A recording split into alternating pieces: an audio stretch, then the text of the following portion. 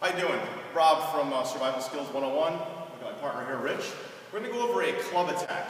Now, while we're going to use a simulated club, it could be a baseball bat, a pipe, it could be a long chain. It's going to work for any number of objects or weapons that could be deployed in this manner.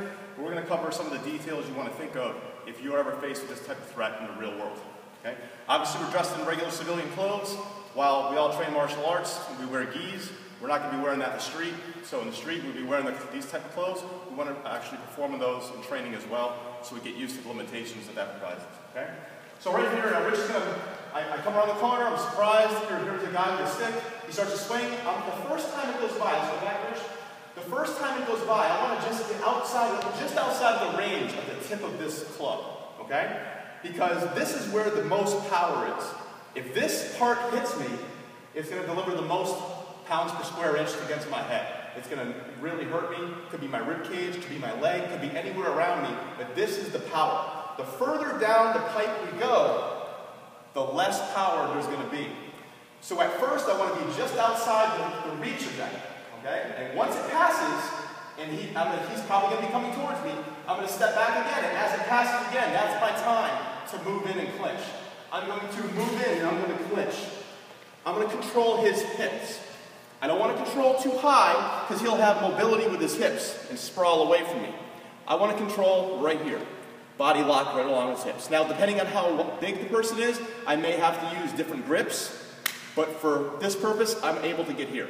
I'm going to be kind of in a T position, okay? My leg's going to be, his leg kind of between mine, and I'm going to hang my weight on him a little bit. I'm not going to completely collapse, but I don't want to just stand up. I want him to feel my weight.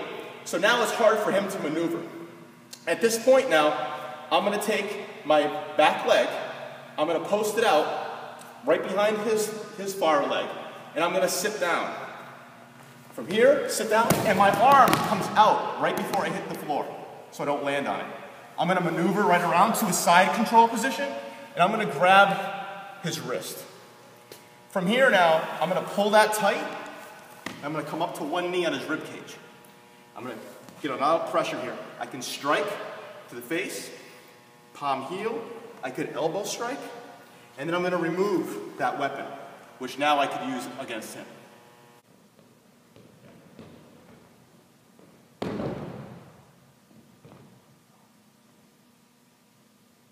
Okay, so now there's a couple different techniques we could use here depending on the scenario and the situation. So this next time when Rich comes at me, he's going to come at me the same way. The pipe comes by, it comes by again, I move in, I close the distance. Now, just turn a little bit for me, Rich. There you go. One thing I failed to mention before is my head has to be married to his back. I got to keep it nice and tight to his back. If my head comes off of him at all, he can throw elbow shots back. He could actually come right over the top and choke me. So I want to make sure my head is buried right into his spine. My ear right between his two shoulder blades, right here. Now, from this position, maybe I'm not going to do the takedown we did before, but I feel I'm powerful enough to pick him up. I'm again going to control the hips. My feet are going to be in a nice, comfortable position, about hip width apart, maybe a little bit more. I'm going to drop underneath him, and I'm going to explode with my hips forward like a bridge. And I'm going to pick him up and slam him to the ground. Up and down. Once he hits, this hand again is going to grab the wrist. I'm going to pull him towards me. I'm going to come back up to this position. Again, we can strike. We can remove the object, the weapon, and from there, depending on what he's doing, we'll decide what further force we need to use.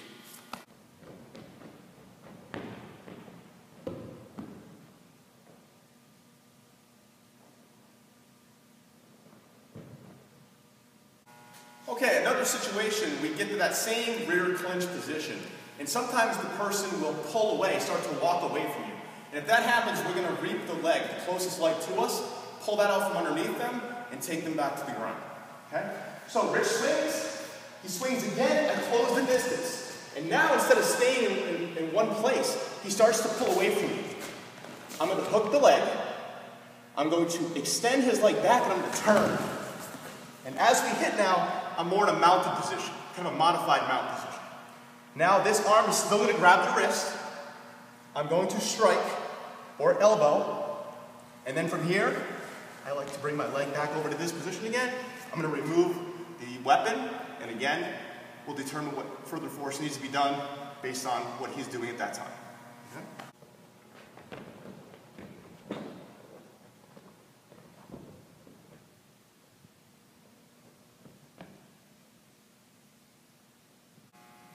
Okay, we're going to go over one more scenario here. In the real world, in self-defense situations, you really are limited by the environment for which you're in. So we're going to here go with a wall. Could be a fence, could be a car, could be any number of objects, a tree, a large tree, could be any number of objects that you can use to pin your opponent against to isolate their movement. Okay? So in this situation, the same thing occurs. I have to get out of the way of the stick, it comes back again, I close that distance. I get a hold of his hips again, my head's nice and tight, hanging my weight on a little bit, and I'm going to drive into this wall, where now I can use this wall. It's no different than the floor in a ground fight. We're just vertical instead of horizontal. I'm going to use that to isolate his movement. Once I have him here, my back leg is going to be very similar to the last one we did. I'm going to hook his leg, I'm going to pull that leg out, and I'm going to ride him right back down to the mount position, modified mount. From here, I can strike, I can grab the wrist in the same manner. I want to pull him up so he's bending at the rib cage, making it very uncomfortable for him. I don't want to just leave him here. Okay, so pull him up, kind of bend him over. Again, I can strike. I can feed this hand in and rotate, and I can apply a choke to the carotid artery. Or I can come right back out of here again, back to this knee on side position, and retain the weapon from him, and then decide what further force is necessary. Okay, we're going to just give a little close-up situation with the choke that I showed in that previous technique. So we have control of the wrist. We are putting pressure, bending his rib cage, and putting him in an uncomfortable position. I already mentioned that we can strike. I do want to reiterate though, be very careful about your knuckles against the skull area. You can break your hand very easily. An open hand may be better in this situation, or elbow strikes are always very efficient. Okay? Now from here, let's say I want to be a little more humane about it. I can loosen up my grip slightly on his wrist, giving a little bit of a gap between his chin and his arm. My other hand, my free hand, is going to come palm up, right inside, and I'm going to rotate to like a karate chop type position, just behind his ear, and I'm going to put pressure, and now I'm going to bend forward, and that applies a choke to the carotid artery. Okay, in the real world, you're not going to be on the mats, as we've already mentioned. You're going to be out in an outdoor environment, or it could be inside, but in a bar environment or some type of location where you're not on soft padded mats. Okay? When you're outside, there's many things you got to take into consideration. There's debris, there's hard walls, not matted walls. There could be broken glass. There could be dogs, for example, protecting their owner. There could be multiple adversaries.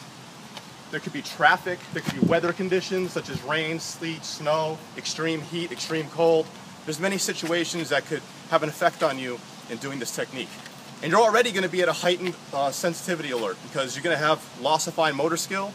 You're going to have to rely on gross motor skills. You're going to have auditory exclusion possibly, where you don't hear as well. You're going to have tunnel vision, where you focus in on the threat and maybe block out the things around you. You have to try to control that so that you know other things going on at the same time you're trying to deal with this person. Okay? So for example here, let's do the one near the wall, Rich. Rich swings, and he swings back, and I come in and clinch with him. Okay, in the school or against the mats, I can really push him into the wall, and I might hit my own head essentially. So in the real world, you got to make sure that your head's away from that wall, that you don't slam your head into the concrete. The other thing is, now when I go to take him down, and I pull this leg out, and he goes down to the ground, I have to be careful that I don't drill my own knee into the ground. I have to control my descent, because I don't want to hurt myself while I'm trying to protect myself. Okay? And then from here, everything's going to be the same, but it's going to happen differently under the stress inoculation you'll be going through.